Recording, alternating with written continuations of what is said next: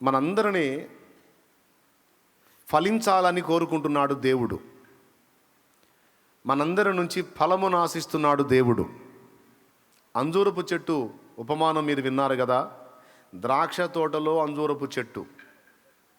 అంజూరపు చెట్టు పండ్ల కోసం ఆయన వెతికాడు. ఎంత వెతికినా పండు కనపడనందున ఆయన ఏమన్నాడో మీకు తెలుసు. అంటే ఫలించాలని ప్రతి చెట్టు నుండి ఆయన ఆశిస్తాడు. మనందరం దేవుని తోటలో నాటబడిన చెట్లం. మంచి ఫలములు ఫలింపని ప్రతి వాడు, మంచి ఫలములు ఫలించని ప్రతి చెట్టు నరకబడి అగ్నిలో వేయబడుతుంది. అంటే అర్థం ఏంటి? మంచి ఫలములు ఖచ్చితంగా మనం ఫలించాలి. ఇంతకీ మనం ఫలించే ఫలం ఏంటి? మనం ఫలించే ఫలం ఏంటి? ఒక మాట, మీరు దేవునికి దాసులైనందున పరిశుద్ధత కలుగుటయే మీకు ఫలము అన్నాడు. ఎక్కడుందో మీకు తెలుసు, తెలియకపోతే వెతుక్కోండి. పరిశుద్ధత కలుగుటయే మీకు ఫలము అన్నాడు. తర్వాత బాగా వినండి, మీరు వెళ్ళి ఫలించుటకును మీ ఫలము నిలిచియుండుటకును నేను మిమ్మును ఏర్పరచుకున్నాను అన్నాడు యోహాను సువార్త 15లో. ఓకే, దేవునికి దాసులైనందున పరిశుద్ధత కలుగుటయే మీకు ఫలం అని ఎక్కడుంది? రోమాపత్రిక 6వ అధ్యాయం 22వ వచనం. Good, very good. ఒక ఫలమేమో అక్కడుంది, మనం ఫలించాల్సిన ఫలం. దేవునికి దాసులైనందున పరిశుద్ధత కలుగుటయే మీకు ఫలము రోమా 6లో ఉంది. యోహాను 15లో మీరు నన్ను ఏర్పరచుకోలేదు, నేనే మిమ్మును ఏర్పరచుకున్నాను, మీరు వెళ్ళి ఫలించుటకును మీ ఫలము నిలిచియుండుటకును నేను మిమ్మును ఏర్పరచుకున్నాను అనే మాట సాక్షాత్తు యేసయ్య శిష్యులతో పలికాడు. యోహాను సువార్త 15వ అధ్యాయం 16వ వచనం. గుర్తు రాసుకో, జస్ట్ అంతే. ఇవి మనం ఫలించాల్సిన ఫలములు. ఒకటి, పరిశుద్ధత కలుగుటయే మీకు ఫలం అన్నాడు. నేను పరిశుద్ధుడనై ఉన్నలాగున మీరును పరిశుద్ధులై ఉండండి అనే మాట గుర్తుపెట్టుకోండి. పరిశుద్ధతను మనం సంపూర్తి చేయాలి, సాధన చేయాలి. ఓకే, పరిశుద్ధత అనే ఒక మాటలో మన సమస్తము ఉంది. దేవునికి మహిమ. అదేందన్నయ్య మొన్న నువ్వు చెప్పావు కదా, ఆయనే మనకు నీతియు పరిశుద్ధతయు జ్ఞానమును విమోచన అయ్యాడు, ఇక మనం ఆ పరిశుద్ధత విషయంలో చింత లేదు, ఆయనే మన పరిశుద్ధత అయ్యాడు అన్నాగా మళ్ళా మన పరిశుద్ధత ఫలం ఫలించాలంటావేంటి అంటే, నిజమే, మన రక్షణాధారము ఆయన పరిశుద్ధతే. అయినా ఆ పరిశుద్ధుడి సంతానం అయ్యాం కాబట్టి ఇక మన నుంచి కూడా పరిశుద్ధతయే ఉత్పత్తి కావాలి అని ఆయన ఆశిస్తాడు. మీరు నాకు కుమారులు కుమార్తెలు గనుక చెప్పుకుంటున్నాడు, నేను పరిశుద్ధుడను. ఇప్పుడు నా పిల్లలుగా మీరు గలీజోళ్ళుగా ఉండవాకండి. బ్లంట్గా చెప్పాలంటే ఏలీజు ఇక గలీజు వ్యవహారాలు చేయవాకండి, గలీజు పనులు చేయవాకండి, గలీజు మాటలు మాట్లాడవాకండి, గలీజు పనులు చేయవాకండి. నేను పరిశుద్ధుడినై ఉన్నలాగున మీరును. ఎందుకు అంటే ఇక నుంచి మీలో ఉత్పత్తి కావాల్సింది అదే. దేవునికి స్తోత్రం కలుగును గాక. చేప కడుపున ఏం పుట్టింది? కుక్క కడుపున, గొర్రె కడుపున, బర్రె కడుపున, పంది కడుపున, మనిషి కడుపున, ఇప్పుడు దేవుని కడుపున. అది అక్కడేదో డౌన్ అయినట్టుందే వాయిసు. దేవుని కడుపున పెద్దగా అది. ఇప్పుడు దేవుడు పరిశుద్ధుడా కాదా? నేను పరిశుద్ధుడనై ఉన్నలాగున మీరును, అది ఆజ్ఞ. పరిశుద్ధతను సాధన చేయాలి. నువ్వు సాధన చేసే పరిశుద్ధత నీ రక్షణకు ఆధారం కాదు. అయినా నీ రక్షణకి నా రక్షణకు ఆధారం యేసు పరిశుద్ధతే. అయినా మరి ఆయన పరిశుద్ధతను మనకు ఆపాదించి విశ్వాసమును బట్టి మన మొత్తాన్ని కూడా ఆయన పిల్లల లిస్టులో చేర్చాడు. ఆ పేరు మన మీద పెట్టినందుకైనా ఆ ఫలం మన నుండి ఆశిస్తాడు. దాసుని కొడుకు ఏమవుతాడు? రాజుగారి కొడుకు ఏమవుతాడు? యువరాజు అవుతాడు. స్తోత్రం. అందుకు ఆ పేరు యువరాజు అన్న పేరుకు తగ్గ బ్రతుకైనా వాడు బ్రతకాలి, ఆ పేరును బట్టైనా వాడు బ్రతకాలి. కాబట్టి మన నుండి దేవుడు పరిశుద్ధత అనే ఫలమును ఆశిస్తాడు. కాబట్టే భక్తులు ప్రార్థన చేశారు, ఏమని? ఎక్కలేని ఎత్తైన కొండ. పరిశుద్ధత అనే కొండ ఎక్కకపోతే కనపడ్డాడని చెప్పాడు. పరిశుద్ధత లేకుండా ఎవ్వడును ప్రభువుని చూడడు అన్నాడు ఒక చోట. మత్తయి 6లో ఏమన్నాడు? హృదయ శుద్ధి గలవారు ధన్యులు, వారు దేవుని చూచెదరు. దేవుని చూడాలంటే హృదయ శుద్ధి కావాలి. పరిశుద్ధ. మన ప్రభువుని కూడా మనం సన్నుతించేటప్పుడు ఏమని సన్నుతిస్తాం? దూతలు ఏమని సన్నుతిస్తున్నారు? సైన్యములకు అధిపత్యగా యెహోవా పరిశుద్ధుడు, పరిశుద్ధుడు, పరిశుద్ధుడు అని సన్నుతిస్తున్నారు. ఇందులో పరిశుద్ధ ప్రభువా అనే పాటలో 4 చరణాలు ఉంటాయి. చాలా అద్భుతమైన పాట. పాడుకోవచ్చు, నేను పాడుకుంటా. నాకు ఎప్పుడు పాడుకోవాలనిపిస్తే అప్పుడు ఆ పాట కూడా పాడుకుంటా. పెళ్లి పాట అని పెళ్లి కోసం చూడను, పెళ్లిలో అసలు పాడను. స్తోత్రం. దేవుడు పరిశుద్ధుడు అన్న పాయింట్ మీకు జాగ్రత్తగా అర్థం కావాలనే ఈ పరిశుద్ధత మీద ఆయన చూపిస్తూ ఉన్నా. నేను పరిశుద్ధుడై ఉన్నలాగున మీరును పరిశుద్ధులై ఉండండి, పరిశుద్ధతను సాధన చేయండి, పరిశుద్ధత అనే ఫలము మీరు ఫలించాలి. మీ విషయంలో నాకున్న ఆసక్తి అది. ఎందుకంటే పరిశుద్ధత లేకుండా ఎవ్వడును ప్రభువుని చూడడు. దేవునికి స్తోత్రం. పరలోకం చేరాలంటే ప్రభు పరిశుద్ధతే మనకు ఆపాదించాడు. పరలోకం చేరతాం. పరలోకం చేరి ప్రభువుకు సమీపంగా బ్రతకాలి అంటే ఆయన పరిశుద్ధతే ఆధారం. కానీ మన పరిశుద్ధతను కూడా ఆయన పట్టించుకుంటాడు. మన నుండి కూడా పరిశుద్ధతను ఆశిస్తాడు. ఎందుకంటే జాతి లక్షణాన్ని వెతుకుతాడు. అది విషయం. ఏ లక్షణాన్ని? ఈ జాతి లక్షణాన్ని వెతుకుతాడు. ఇది కోతి జాత, మానవ జాత, దైవ జాత, అసలు వచ్చిందా లేదా నా స్వభావం ఈ వ్యక్తిలోకి అనేది వెతుక్కుంటాడు. దేవస్వభావం మన లోపలికి ప్రవేశించినప్పుడు పరిశుద్ధత మనకెంతో ప్రీతిపాత్రమవుతుంది, పాపము మనకెంతో అసహ్యమవుతుంది. హల్లెలూయా. క్రీస్తు రక్తము చేత విమోచింపబడి పరిశుద్ధపరచబడిన వాడికి పరిశుద్ధ జీవితమే ఈజీగా ఉంటుంది, పాపం చేయటమే చాలా కష్టంగా ఉంటుంది. మళ్ళీ చెబుతా, క్రీస్తు రక్తం చేత విమోచింపబడి రూపాంతరం చెందిన వాడికి పరిశుద్ధ జీవితమే చాలా తేలిగ్గా ఉంటుంది, పాపం చేయటమే బహు కష్టంగా ఉంటుంది. ఈ విమోచన పొందని వాడికి పాపం చేయటం చాలా తేలిక, పరిశుద్ధ జీవితం చాలా కష్టం. అందుకే కొంతమంది ఆవేశంగా చర్చికి వచ్చినా ఎవడో పిలిచాడని ఈ పరిశుద్ధ జీవితాన్ని కూర్చున్న మాటలు వినంగానే ఇక జంపు కనపడరు. ఇక మళ్ళీ మనం ఏడు ఉంటాంలే, అట్లా అంత నీతి మన వల్ల కాదు బాబోయ్ అని సర్దుకుంటారు. ఇక ఎందుకు? వాళ్ళ వల్ల కాదు, అది కష్టం. కానీ క్రీస్తు యేసు రక్తము చేత విమోచింపబడిన వారికి పరిశుద్ధ జీవితమే ఎంతో హాయిగా ఉంటుంది. పాపం చేసినప్పుడే వాళ్ళు నరకయాతన అనుభవిస్తారు, మనసులో ఆనందించరు, ఆవేదన పొందుతారు. మీకు అలా ఉందా లేకపోతే ఇంకో టైపులో ఉందా? నాకు అలానే ఉందన్న అన్నోళ్ళు చేతులు ఎత్తండి. చేతులు ఎత్తిన వాళ్ళందరిని అనుమానించాల్సి వచ్చింది. నేను దేవునికి స్తోత్రం కలుగును గాక. హల్లెలూయా. మీకేది మజాగా ఉంది? పరిశుద్ధ జీవితం బాగా అనిపిస్తుందా లేకపోతే పాపం చేస్తే బాగా అనిపిస్తుందా? పాపం చేస్తే క్షోభ స్టార్ట్ అయింది. పరిశుద్ధ జీవితం మనకి ప్రశాంతంగా ఉంటుంది, హాయిగా ఉంటుంది, ఆనందంగా ఉంటుంది. అయినా మన పరిశుద్ధ జీవితాన్ని బట్టి గర్వపడకూడదు, దాన్ని బట్టి కూడా దేవునికి కృతజ్ఞతలు చెప్పాలి. కానీ మన గుండె అయితే పరిశుద్ధతను ఆశిస్తుంది, కోరుకుంటుంది, తప్పిస్తుంది, సాధన చేస్తుంది. అది విమోచింపబడిన వాడికి విమోచింపబడనోడికి తేడా, తిరిగి జన్మించినోడికి జన్మించినోడికి తేడా. తిరిగి జన్మించినోడికేమో పాపం ఈజీ, పరిశుద్ధ జీవితం కష్టం. తిరిగి జన్మించినోడికి పరిశుద్ధ జీవితం ఈజీ, పాపం చేయటం కష్టం.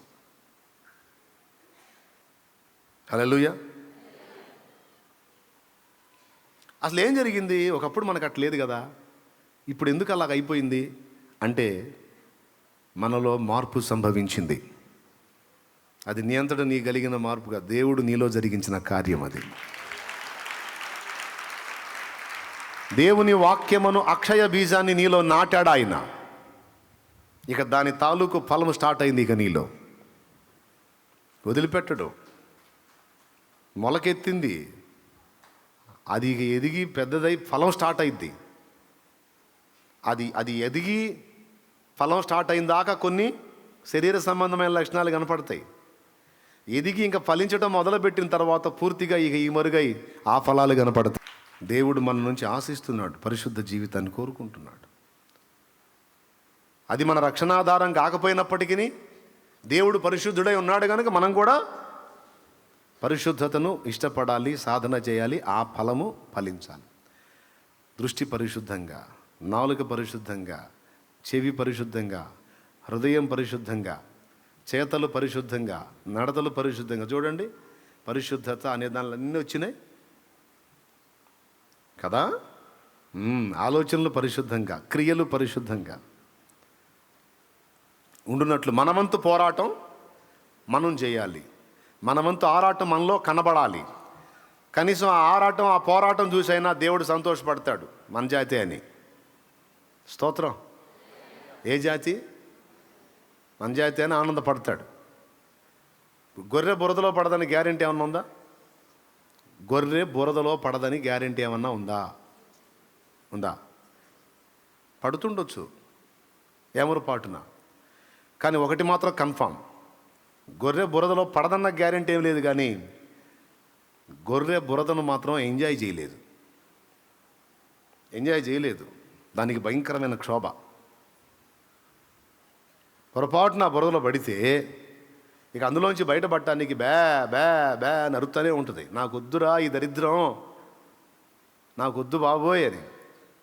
అదే బురద గుంట్లో ఓ పంది ఉందనుకో, అటుపక్క నుంచి ఓ పంది పడింది అనుకో, ఇటు గొర్రెపడ్డ బురదలోనే ఒక పంది పడింది అనుకో, అది ఎట్లా ఉంటుందండి? అది ఎట్లా ఉంటుంది? పొరపాటున పంది బురదలో పట్టం కాదు, వెతుక్కొని వచ్చి మరి దూకిద్ది. అది దూకిన తర్వాత అదేం చేసిద్ది? గొర్రెతో ఏమంటుంది? ఎవరికో ఎందుకు అరుస్తా, నాకు ఈ బురద అసహ్యంగా ఉంది, నా వల్ల కావట్లేదండి. ఏం అసహ్యంగా ఉంది? నాలాగా పొర్లాడు చూడు, అసలు నాలాగా పొర్లు చూడు, ఎంత మజాగా ఉంటుందో చూడు అంటది పంది. ఎందుకంటే దాని జాతి వేరు, దాని జాతి లక్షణం చూపిస్తుంది. కావాలంటే మంచి బురద గుంటలో పంది పడ్డప్పుడు చూసి ఒక రాయి తీసుకొని కొట్టండి, అది బయటికి పోయిద్దని చూడండి. బ్రతిమలాడుతుంటుంది, దాని మూలుగుల్లో దీనత్వం కనపడుతుంటుంది. మామూలుగా గుర్రు అనే పంది బురదలో ఉన్నప్పుడు మనం రాయి కొడితే చాలా శ్రావ్యంగా, చాలా సాఫ్ట్గా, మెల్లగా అరుస్తుంది అన్నమాట. బ్రదర్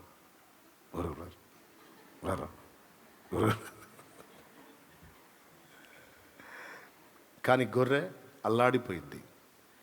ఇక్కడ దేవుడు కనిపెడతాడు. తొట్టుపడ్డవారు పరిశుద్ధులా లేకపోతే పాపమును ప్రేమించువారా? పరిశుద్ధతను ప్రేమించువారా, పాపమును ప్రేమించరు? ఎవరు అసలు? వీళ్ళ సైకాలజీ ఏంటి, వీళ్ళ మైండ్ ఏంటి, వీళ్ళ స్వభావం ఏంటని కనిపెడతాడు. క్రీస్తు రక్తంలో కడగబడిన వాడు తొట్టు పడడన్న గ్యారెంటీ ఏం లేదు. తొట్టు పడుతుండొచ్చు, చిన్నదో పెద్దదో. అయితే తొట్టు పడ్డ తరువాత వాడి స్పందన ఏంటో కనిపెడతాడు ఆయన. ఇదే బాగుందని ఫిక్స్ అయిపోయాడా, లేకపోతే విలవిలలాడుతున్నాడా, ఎట్లున్నాడు అని కనిపెట్టి దాన్ని ఎంజాయ్ చేయలేక తేడా పడ్డాను మొర్రో అని విలవెల్లాడుతున్నాడు అనుకో, ఖచ్చితంగా ఆ మంచి కాపరి పరిగెత్తుకొని వస్తాడు. బురదలో పడి మొర్ర పెడుతుంది అంటే అది పంది కాదు, గొర్రె. అర్జెంటుగా నేను ముందు బయటికి తీసుకోవాలని వచ్చి ఆ గుంటలో నుండి బయటికి తీసి శుభ్రంగా కడిగి ఇక నడిపిస్తాడు, గద్దిస్తాడు. ఎందుకు పోయావు అటు? నేను చెబుతానే ఉన్నాగా, ఎగురుకుంటూ పోయి పడ్డ వ్యక్తి పడ్డదాన్ని ఉండొచ్చుగా అందులోనంటే ఏందా ఉండేది పాయ, ఎట్లనో వచ్చావు కాబట్టి బతికిపోయా, లేకపోతే అమ్మో ఆ కంపు నేను ఆడబడేది దరిద్రం, నేను అనుకోలేదయ్యా. దేవునికి మహిమ. ఇది నిజముగా తిరిగి జన్మించిన వాని జాతి లక్షణం. కొడితే గట్టి కొట్టు, లేకపోతే మెలకొని కూసో. హల్లెలూయా. ఈ లక్షణం కనపడలేదు అనుకో, వీడు తిరిగి జన్మించాడో లేదా పాత జీవితంలోనే ఉన్నాడో ఒక అనుమానం. క్రొత్త జన్మానుభవంలోకి వచ్చినట్లయితే లక్షణాలు ఇవి. ఈ ఫలము కనపడిద్ది, ఆ స్వభావం కనపడిద్ది. తిరిగి జన్మించకపోతే ఆ ఫలం కనపడదు. కాబట్టి దేవుడు మన నుంచి ఆశిస్తాడు, ఎదురు చూస్తాడు. ఏమిటి ఆ ఫలం? రైట్. రెండవది, మనల్ని ఒక ఒంటరి చెట్టుగా నాటాడు. వినాలి బాగా. నేను అనవసరంగా ఏది మాట్లాడనో, ఏదైనా ఒక విషయం ఎత్తుకున్నానంటే ఖచ్చితంగా నీకు ఉపయోగపడే టాపిక్ అది ఉంటుంది. ఖచ్చితంగా పరిశుద్ధాత్మ నడిపింపులోనే తీసుకుంటా. స్తోత్రం చెప్పండి గట్టిగా. ఇక జాగ్రత్తగా వినండి. అందరినీ చెట్లుగా నాటాడు ఆయన సంఘంలో. ఏ తోటలోనైనా వ్యవసాయకుడు చెట్టు నాటినప్పుడు ఫలమును ఆశించకుండా ఉంటాడా? ఆశించకుండా ఉంటాడా? ఇప్పుడు ప్రార్థన తోటలో మామిడి చెట్లు నాటాం. ఇప్పుడే అడుగుతున్నారు, అన్న ఎప్పుడొస్తాయి కాయలు అంటున్నాడు. అరే నాటింది మొన్న, ఇప్పుడే కాయలు. అంటే చూడండి, ఫలమును ఆశిస్తాం. మనందరినీ దేవుడు తన తోటలో నాటాడు. మన నుంచి కూడా ఫలాలు ఆశిస్తాడు, ఉత్పత్తి. అలాగే ఒంటరిగా నాటబడిన వ్యక్తి ఒంటరిగా ఉండకూడదు. అనేక పండ్లు ఫలించాలి. పండ్లలో ఏముంటాయి? విత్తనాలు ఉంటాయి. ఆ విత్తనాలు నాటితే ఏమవుతుంది? అనేక చెట్లు వచ్చేస్తాయి. ఒక చెట్టును నువ్వు నాటు, వందలాది వేలాది పండ్లని, ఒకవేళ వరి గోధుమ లాంటి ధాన్యపు విత్తనాలు నువ్వు విత్తితే వరి కంకులు వస్తాయి, ధాన్యపు గోధుమ కంకులు వస్తాయి. ఒక్కొక్క కంకికి వచ్చి వందలాది వేలాది విత్తనాలు ఉంటాయి. వాటిని అవి ఉత్పత్తి చేసిద్ది. అవి తీసుకెళ్ళి నాటితే ఆ వందల విత్తనములు నాటబడినప్పుడు వందల చెట్లు అవుతాయి అన్నమాట. ప్రతి ఫలము మరొక చెట్టు అవుతుంది. స్తోత్రం. దేవుడు మన నుంచి, నువ్వు ఒంటరిగా ఉన్నావు కదా, ఒంటిగా ఆగకూడదు, నువ్వు అనేకులను ఉత్పత్తి చేసేటువంటి వ్యక్తివిగా ఉండాలని దేవుడు కోరుకుంటున్నాడు. ఈ మాట నా మైండ్లో పడింది నేను చర్చికి వెళ్ళే రోజుల్లో. ఈ మాట, దేవుని వాక్యంలో ఉన్న ఈ మాట నా హృదయాన్ని తాకింది. నా నుండి దేవుడు ఫలింపును ఆశిస్తున్నాడు. నేను ఒంటిగా ఉండటం ఇష్టం లేదు ఆయనకి, నేను అనేకులుగా రూపాంతరం చెందాలి అని కోరుకుంటున్నాడు అనే విషయం నాకు అర్థమైంది. బ్రదరు, నీకు అర్థమైందా? నిన్ను కూడా దేవుడు అలానే ఆశిస్తున్నాడని అర్థమైందో? స్తోత్రం చెప్పు. ఖచ్చితంగా అర్థమైంది. అర్థం కావాలి. నాకు అర్థమైంది. లేఖనంలో సాక్షాత్తు యేసు ప్రభువే చెప్పాడు, గోధుమ గింజ భూమిలో పడి చావకుండిన ఎడల అది ఒంటిగానే ఉండును, అది భూమిలో పడి చచ్చిన ఎడల అది బహుగా ఫలించును అన్నాడు. ఓహో, మొట్టమొదటిది దేవుడు నా నుంచి ఒకడు అనేకులు కావాలని ఆశిస్తున్నాడు. దానికి అవసరమైనటువంటి మార్గాన్ని కూడా ఆయనే చెప్పాడు. తప్పకుండా నేను ఈ పాయింట్ని సీరియస్గా తీసుకోవాలని నా మట్టుకు నేనే కాదు, ప్రతి దైవజనుడు, ప్రతి పరిచారకుడు అదే అనుకున్నారు. ఆత్మల సంపాదన కోసం ప్రయాసపడిన ప్రతి వ్యక్తి అదే అనుకున్నారు. నేను ఒంటిగా ఉండకూడదు, నేను అనేకులను ఫలించాలి. స్తోత్రం. ఇది నా నుండి దేవుడు ఆశిస్తున్నాడు. ఓ చెట్టు అంటూ నాటితే కనీసం 100 పండ్లు రాకపోయినా కనీసం 10ల సంఖ్యలోనన్నా ఆశిస్తాంగా. మరి ఒక్క కాయ కూడా కాయపోతే మరి దరిద్రపు జన్మ కదా దాంది. ఏం జన్మ? మరి దరిద్రపు జన్మ. అంటే దీన్ని మీరు అర్థం చేసుకోండి. మరి ఒక్క ఆత్మనైనా మనం కాయలేనప్పుడు, ఒక ఆత్మనైనా మనం రక్షించలేనప్పుడు, ఒక ఆత్మనైనా మనం ప్రభావితం చేయలేనప్పుడు మన జన్మ ఎలాంటిదో కొంచెం మనం ప్రశ్నించుకోవాలి, ఎవరికి వాళ్ళు మంచి మనస్సాక్షితో. దేవునికి మహిమ. సో దేవుడు ఆశిస్తున్నాడు, ఫలించాలి. దానికి మార్గం చెప్పాడు. ఏం చేయాలంట? భూమిలో పడి అది చావకపోతే ఒంటరిగా ఉంటుంది, చస్తే ఫలిస్తుంది. దేవునికి మహిమ. ఒక విచిత్రమైన విషయం ఉంది ఇక్కడ. భూమిలో పడి జంటగా ఉంటుందా, ఒంటిగా ఉంటుందా? భూమిలో అంటే రహస్య ప్రదేశములో అది ఒంటరిగా మరణానుభవాన్ని పొందినప్పుడు దేవుని చేత ఆశీర్వదించబడి మొలకెత్తి అనేక మందిని చూపిస్తుంది, అనేక గింజల్ని చూపిస్తుంది. అది అలా రహస్యంగా ఒంటరిగా ఉండకుండా బయట రాళ్ళు రప్పలు మిగిలిన గింజలు మొక్కలతో పాటు అది కూడా అందరితో కలిసి ఉందనుకో, ఒంటరిగానే ఉంటుంది, ఒంటిగానే ఉంటుంది. ఏమైనా అర్థమైందని నేను చెప్పింది? రైట్. ఇక్కడ ఏం ఆశిస్తున్నాడు? 2 సంగతులు చెప్తున్నాడు. గోధుమ గింజ భూమిలో పడి చావకుండి నీడల ఒంటిగా ఉండును, చచ్చిన నీడల అది బహుగా ఫలించును అన్నాడు.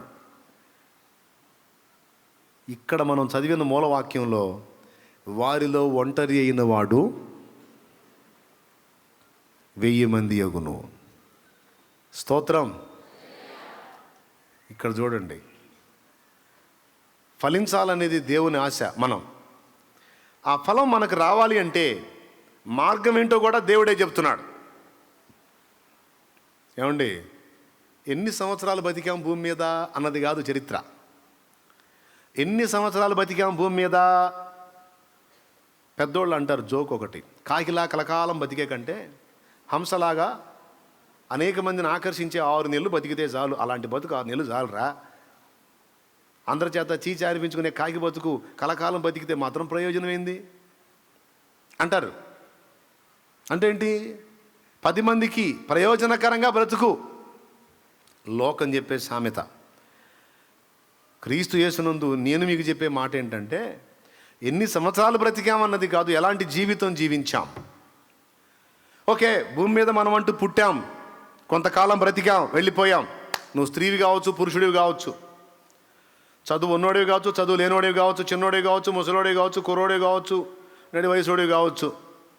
ఒక మాట, నువ్వంటూ భూమి మీదకి వచ్చి వెళ్ళిపోయిన తర్వాత నీ చరిత్ర ఇతరులకు మాదిరికరంగా ఉందా, ఇతరులను ప్రభావితం చేసే విధంగా ఉందా లేదా అన్నది ప్రశ్న. నీకంటూ ఒక చిన్నపాటి చరిత్ర అయినా ఉందా? దాని గురించి చెప్పుకొని 10 మంది ఆదర్శం పొంది దీవించబడే అవకాశం ఏదన్నా ఉందా? అలాంటి బ్రతుకు నీకుందా లేదా? ఇది నా ప్రశ్న. దేవునికి స్తోత్రం.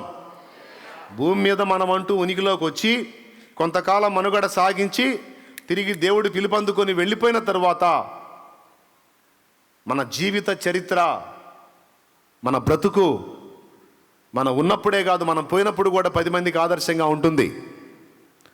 కొంతమంది భక్తుల జీవిత చరిత్రలో ఈరోజు మనం ఆదర్శంగా తీసుకున్నాం. వాళ్ళ చరిత్రలు, వాళ్ళ అనుభవాలను మనం మాట్లాడుకుంటున్నాం. బ్రతికుండి కొంతమందిని ప్రభావితం చేశారు. వాళ్ళు ప్రభు దగ్గరికి వెళ్ళిపోయి కూడా వాళ్ళ జీవిత సాక్ష్యం ద్వారా అనేకుల్ని ప్రభావితం చేస్తూనే ఉన్నారు.